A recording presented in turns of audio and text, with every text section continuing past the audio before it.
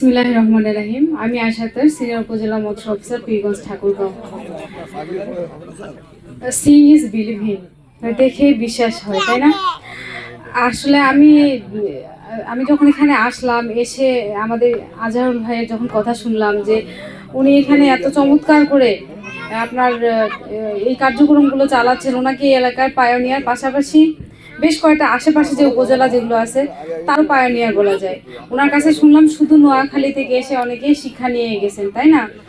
আমাদের আজকে মাঠ দিবসের যে মূল উদ্দেশ্য যেটি আপনাদের সবাইকে দেখানো এবং বিশ্বাস করানো যে আপনারা এখান থেকে এভাবে শিখে যাবেন, গিয়ে আপনারা বাস্তবে সেটা প্রয়োগ করবেন। আজকে এগুলো দেখে আমার মনে হচ্ছে আমার শ্বশুরবাড়ি রংপুর হারাগাছে আমার ননদকে দেখেছিলাম।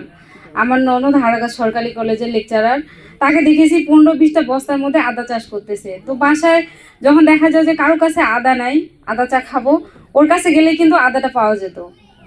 তাহলে কি তার নিজের পুষ্টি চাহিদা পূরণ হচ্ছে, পাশাপাশি আমরা যারা যাচ্ছি তাদেরও পুষ্টি চাহিদাটা সেখান থেকে পূরণ হয়ে আসছে।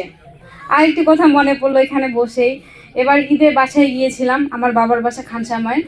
তো আমার ছোট বোন ডাক্তার, সে হচ্ছে বড় পুকুরে কয়লা খনিতে ডাক্তার হিসেবে আছে। ও এগুলো আবাদ করেছে, তাকে 500 সে জমি বরাদ্দ নিয়েছে, সেখানে রসুন আর পেঁয়াজ আবাদ করেছে। ও রসুন আর পেঁয়াজের সাইজও ঠিক এইরকমই ছিল। সে আদা চাষ করেছে, আবার আমার বাবার বাসায় দিয়েছে, হাবস্থান দিয়েছে। তার মানে কি হচ্ছে, সে নিজেও খাচ্ছে, পাশাপাশি আমার বাবাকে দিচ্ছে। আমার বড় বোন এগ্রিকালচার থেকে মাস্টার্স কমপ্লিট হাজিদার এসে, সে কিন্তু করতে পারে নাই। তো আমি তাকে বললাম যে তোমার যে জমিগুলো আছে সেগুলোতে করো, পাশাপাশি ছাদে টাদে করো, করলে তোমার এই পুষ্টি চাহিদাগুলো পূরণ হবে। তাহলে কি আমাদের ইচ্ছা থাকলেই আমরা এই কাজগুলো করতে পারি। আমার বড় বোন কিন্তু এগ্রিকালচারে মাস্টার্স, কৃষিতে, সে করে নাই। আমার যে বোন ডাক্তার, সে করেছে। তাহলে আমাদের ইচ্ছাগুলো থাকতে হবে। আপনারা সবাই ইচ্ছা দিয়ে কাজ করবেন। আর আমাদের ক্ষেত্রে আমরা যারা মাঠে আমাদের টেকনোলজিগুলো ছড়ায় দেই, আমাদের যেখানেই সুযোগ থাকবে আমরা এই বিষয়গুলো নিয়ে কথা বলবো।